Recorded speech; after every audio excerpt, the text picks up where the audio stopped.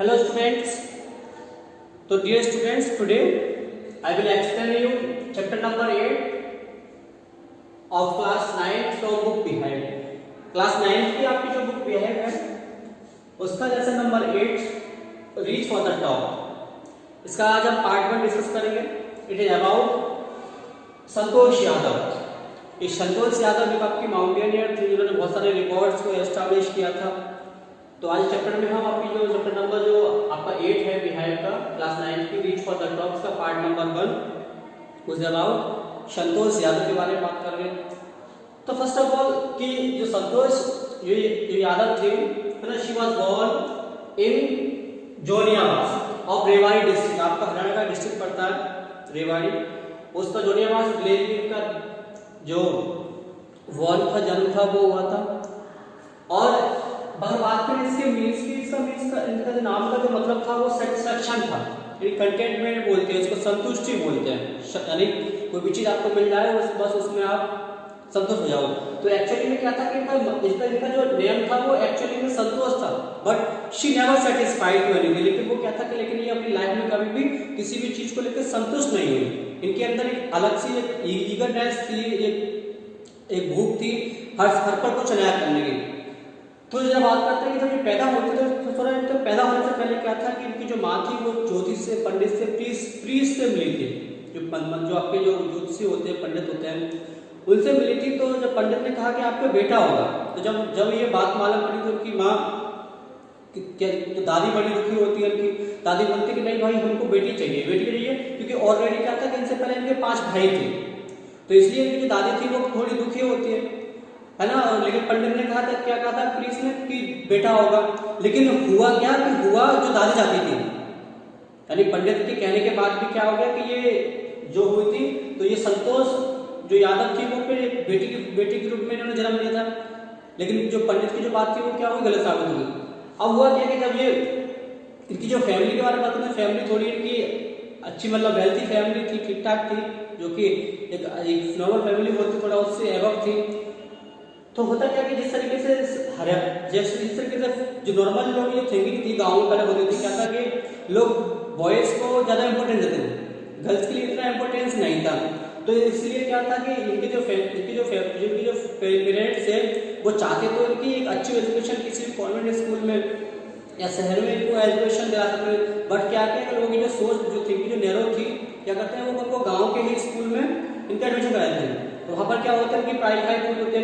लेकिन क्या होता है जैसे वो 16 ईयर्स की होती है, जैसे वो क्या होता है 16 साल की होती है, तो जिस तरीके से और प्लेयर्स सोचते हैं तो देयर पेरेंट्स है ना, her parents also think about to get married. तो उनके पेरेंट्स क्या होते हैं कि उनके पेरेंट्स उनकी शादी के बारे में सोचते हैं। और ऑलमोस्ट जितने भी इसकी फ्रेंड थी क्या था कि उनकी शादियां हो गई थी या फिर हो रही थी। तो ये जब बात उनको मालूम पड़ती तो ये क्या करती है, ये अपनी फैमिली को थ्रेटन करती है, उन्हें साफ मना करती है ना कि I am not interested to get married, कि मैं शादी करने में कोई मेरा इंटरेस्ट नहीं है। और क्या होता है कि 16 साल की एज में शादी से मना कर देते हैं। और क्या होता है कि इससे पहले कभी भी कोई भी इनकी फैमिली से या गांव से कोई भी लड़की कभी बाहर पढ़ने के लिए नहीं गई। बट क्या होता है कि ये अपनी फैमिली की डिसएग्री के मतलब उनकी फैमिली क्या था कि उनकी विदाउट एग्री क्या होता है कि ये दिल्ली पहुंच जाती है और वहां पर एक सिटी स्कूल में एडमिशन ले लेती है। तो जब ये बात उनकी फैमिली को मालूम पड़ता था कि फैमिली क्या होती है कि उनकी फैमिली जो होती है वो डिसएग्री करती है ना कि we can't pay your fee, कि हम तुम्हारी फीस को पे नहीं कर सकते। देन क्या होता है कि संतोष यादव होती है उनके पास और भी प्लान है। तो बोलते ठीक है ना, if you can't pay my fee I will work part time and I will pay my fees my self. कि ठीक है अगर आप मेरी फीस को सबमिट नहीं कर पाओगे ठीक है, मैं दिल्ली में मुझे पढ़ना मैं पढ़ूंगी और क्या होगा, और मैं कोई पार्ट टाइम वर्क कर लूंगी, मैं पार्ट टाइम वर्क करके अपनी फीस को सबमिट कर दूंगी। आप मत कीजिए कि जब फैमिली को मालूम पड़ा कि जो गर्ल है बड़ी डिटरमाइंड है, ये बात नहीं मानेगी, तो इनकी फैमिली क्या होती है, तो then the family agree to pay the fee. Family क्या होती है इनकी फी पे करने को उनको एग्री हो जाती है। फिर आफ्टर कंप्लीशन हर स्कूलिंग, जब इनकी स्कूलिंग अपनी दिल्ली में फिनिश होती है ना, शी शिफ्टेड टू जयपुर। तो वो कहाँ हो जाते हैं, वो आपकी जयपुर में शिफ्ट होती है। और जयपुर में क्या होता है कि for further studies for college है ना, शी एंटर इन महारानी कॉलेज। वो क्या होता है कि जयपुर में जाती है, जयपुर में महारानी कॉलेज में वो अपना एडमिशन लेती है और वहाँ का जो कस्तूरबा हॉस्टल था उसमें रहती है। अब खास बात क्या थी कि this hostel is near about the Aravalli hills. Aravalli की जो हिल्स थी, जो पहाड़ियाँ थी, वो क्या था कि just near about it, just इसके पास में थी। जब उनकी हाई स्कूल कंप्लीट की दिल्ली से, तो वो कहाँ चली गई? जयपुर। जयपुर में क्या रहा है, जो महारानी जो कॉलेज था उसमें एडमिशन लिया कॉलेज के लिए, और उसका जो हॉस्टल था कस्तूरबा उसमें वो रहने लगी। और देन क्या होता है कि अरावली जो हिल्स थी वो जस्ट पास में थी उस हॉस्टल के। तो क्या होता है कि she always kept watching some person climbing on the hills and after some time they all disappeared। क्या देखते हैं कि कुछ लोग पहाड़ियों पे आते हैं और चढ़ते हैं फिर गायब हो जाते हैं। मतलब क्या है कि वो देखते हैं कि वहाँ डेली क्या होता है कि बहुत सारे लोग, बहुत सारे ग्रुप्स आते हैं और पहाड़ियों पर चढ़ते हैं, वो कुछ दूरी तक तो दिखाई देते हैं, बट क्या होता है after some time they all disappear. सारे के सारे क्या होते हैं उनकी आंखों से ओझल हो जाते हैं, मतलब देख नहीं पाते। तो उनके अंदर थोड़ी सी ईगरनेस डेवलप होती है कि भाई ये पर्सन से, पीपल्स ग्रुप क्राउड से आता है, वो इस पर क्यों चढ़ता है, क्या है। तो क्या होता है फिर धीरे क्या किया कि किसी started to meet to consult these people. जो लोग उन पर चढ़ते थे अरावली हिल्स पर, वो उनके पास में मिलना, उनका जुलना बढ़ गया, तो है ना, तो उनका थोड़ा इंटरेस्ट डेवलप हुआ। तो उन्होंने पूछा, शी आज समझ दी है ना कि कैन यू हेल्प मी, क्या आप हमारी हेल्प कर सकते हो? तो दे ऑल एग्री, जिनसे वो मिली सबने उनकी हेल्प की, और इवन क्या कहा कि उन लोगों ने उसकी हेल्प की, उनको ट्रेन भी किया धीरे धीरे कैसे चढ़ते हैं, क्या होता है। तो उनके अंदर की जो ईगरनेस थी वो और बढ़ जाती है। जो लोग वहाँ माउंटेन में जो लोग आते थे अरावली हिल्स पर, तो जब उनका मिलना जुलना इनसे हुआ संतोष यादव से, तो क्या किया उन लोगों ने बड़ी हेल्प की, जाना। तो जब उनकी बातों को सुनती, वो देखती, तो उनकी जो ईगरनेस थी, जो उनके अंदर का जो एक है ना, क्या बोलते हैं, जो उनका जो अंदर की जो उनकी भूख थी वो बढ़ जाती है। देन क्या होता है कि देन है ना, she got admission in Nehru institute of mountaineering. क्या होती है कि वो माउंटेनियरिंग का जो आपका जो इंस्टीट्यूट था उत्तरकाशी का, वो वहाँ पर अपने आप को एडमिशन ले लेते हैं।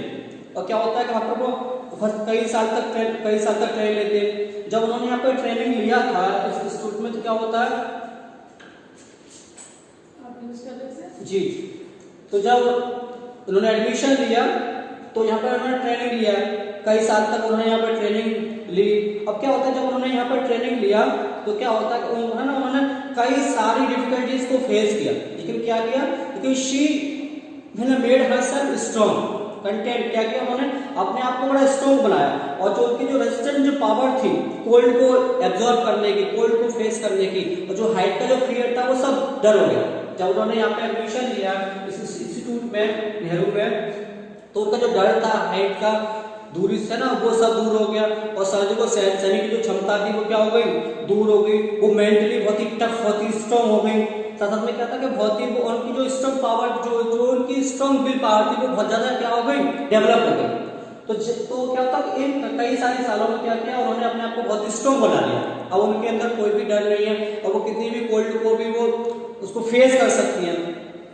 और फाइनली क्या होता है कि जब 20 ईयर, जब वो 20 साल की थी, जब वो 20 साल की थी, तो 1992 में, कब 1992 में जब उनकी एज 20 इयर्स थी, तो क्या होता है कि 1992 में she climb first time at a mount Everest. तो क्या होता है कि वो 20 साल की एज में 1992 में उन्होंने पहली बार क्या चढ़ा, माउंट एवरेस्ट। और क्या होता है, and she became the youngest woman of the world. और जब वो 20 साल की उम्र में चढ़ने वाली, वो दुनिया की सबसे यंग वुमेन थी जिन्होंने कहां पर चढ़ाई की थी, माउंट एवरेस्ट पर। जब वो चढ़ी तो उनके जितने भी उनके जो कलीग थे, जो उनके जो ग्रुप मेंबर थे, उनसे बहुत एज वाले भी थे, बड़े थे, जो आज तक ये कारनामा नहीं कर पाए, तो उन्होंने उनकी बहुत तारीफ की। All praise of Santosh Yadav.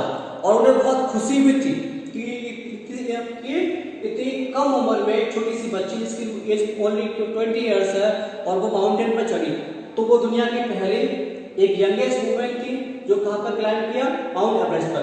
Then क्या होता है उसके बाद आफ्टर विदिन 12 मंथ क्या होता है कि विदिन 12 मंथ्स क्या किया कि उन्होंने जो इंडो नेपाली से वुमेन एक्सपेडिशन था इसको ज्वाइन किया, वो इसकी मेंबर हो जाती है। और इसको ज्वाइन करने के बाद क्या होता है, लगभग केवल 12 मंथ्स के अंदर क्या होता है कि she climb second time to the Mount Everest. क्या होता है कि लगभग जैसे उन्होंने 1992 में इसको चढ़ाई की इस पर एवरेस्ट पर, और उसके बाद उन्होंने जो आपका जो इंडो-नेपाली जो वुमेन एक्सपीडिशन था उस ग्रुप को ज्वाइन किया और विद इन 12 मंथ क्या होता है, विद इन 12 महीने के अंदर अंदर क्या होता है कि जो संतोष यादव थी वो सेकंड टाइम कहाँ चढ़ जाती है, माउंट एवरेस्ट पर। और ये रिकॉर्ड उन्होंने क्या क्या डेवलप किया, वो पहली वुमेन बनी। और क्या होता है कि जब उन्होंने जब इसको ग्रुप को जब ज्वाइन किया था तो एक बार जब वो क्रू मेंबर के तो बहुत नॉर्मली उनकी वो वहां जाते थे, तो क्या होता है एक बार जब वो जा रही थी क्या होता है कि एक बार एक उनके ग्रुप का एक क्रू मेंबर था एक, है ना, क्या होता है कि वो फिसलता है तो वो उसकी हेल्प करती है बचाने में, बट क्या होता है वो उसकी लाइफ को नहीं बचा पाती, तो दुख होता है। लेकिन क्या होता है, लेकिन तभी दूसरा मेंबर होता है वो उसकी लाइफ को सेव कर लेते हैं जब वो चढ़ रहा होता है, डिफिकल्ट नहीं करता। क्या होता है कि वो उसको अपना जो ऑक्सीजन था वो क्या करती है उसको शेयर करती है। तो इस तरीके से उन्होंने कई लाइफ को भी सेव किया था। और क्या होता है कि सेकेंड टाइम जो उन्होंने जब उन्होंने माउंट एवरेस्ट को क्लाइंब किया तो उनको बहुत प्राउड फील हुआ अपने आप में, उनको बहुत खुशी थी। फर्स्ट टाइम तक नहीं लगी, सेकंड टाइम उनको बहुत खुशी उनको फील हुई। और क्या होता, और उन्होंने जो ट्राइकलर था तिरंगा था उसको अनफर्ल किया, उसको फैलाया, उसको बड़ी खुशी मिली उनको। और कह रहा है कि जब वो माउंटेन से जब उतर के आ रहे थे तो क्या होता है, तो अपने साथ में लगभग 500 केजी जो गैरवेज था, 500 केजी जो कचरा था वो वहां से उसको भी उठाती है। मतलब हिमालय पर जो लोग माउंटेन जाते जो कचरा वहां डाल लेते हैं, तो उन्होंने 500 केजी जो गैरवेज का जो कचरा था वहां से उसको उतार के लाते हैं। और क्या होता है कि और उनके इस एफर्ट्स के लिए जो हमारी इंडियन गवर्नमेंट है उसका एक पद्मश्री जो अवार्ड है, प्राइज है, वो भी उनका जो एक हैंडसम वर्क था, इतना स्ट्रॉन्ग जो उन्होंने विल पावर थी उसके लिए, उन्होंने जो कीर्तिमान रचा था उसके लिए इंडियन गवर्नमेंट ने क्या था, इंडियन गवर्नमेंट ने उनको पद्मश्री का जो अवार्ड था, जो प्राइज था वो दिया था उनके इस एफर्ट्स के लिए। तो स्टूडेंट ये इसकी स्टोरी थी, आई समझ में आ गया होगा। तो इसका सेंस यही है कि अगर आपके अंदर कोई भी अगर स्ट्रॉन्ग पावर है, अगर आपका विल पावर स्ट्रॉन्ग है ना, if you want to do तो यू कैन डू एनीथिंग। अगर आपके अंदर अगर आप डिटरमाइंड हो, अगर आप कुछ सोच लेते हो कि मुझे करना है, तो आप कोई भी चीज कर सकते हो। देखा आपकी उनकी फैमिली ने उनको सपोर्ट नहीं किया, इवन क्या होता है फिर भी वो सारी अपने काम जो भी उन्होंने ठाना था पूरा किया था, उसको बाद में फैमिली ने उनको सपोर्ट करने लग गया किया फैमिली ने। तो ये इसकी स्टोरी थी, आप समझ में आ गया होगा। इसका पार्ट सेकंड करेंगे डिस्कस नेक्स्ट वीडियो में, तब तक के लिए कंटिन्यू, फिर मिलते हैं आपसे नेक्स्ट वीडियो में, तब तक के लिए टेक केयर, बाय बाय।